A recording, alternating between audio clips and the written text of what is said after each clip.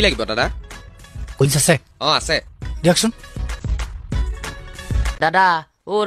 দাদা কিবা এটা খাবলৈ দিয়ক না বহুত ভোক লাগিছে হেৰি ভোক লাগিছে তোক এতিয়া খাবলৈ দিবলৈ একো নাই নহয় কলিংছ খাবি খাম 1 মিনিট দাদা ডিছপ'জেল এটা দিয়কচোন খা দাদা বহুত ধন্যবাদ ভগৱানে আপোনাক আশীৰ্বাদ দিব হ'ব যা দাদা এই আপোনাৰ ডিছপ'জেলৰ কেইটকা দিব লাগিব দাদা লাজ কিয় দিয়ে আপোনাৰ দৰে ইমান মহান মানুহ এজনৰ পৰা মই জানো এই সামান্য ডিছপ'জেলটোৰ পইচা ল'ব পাৰো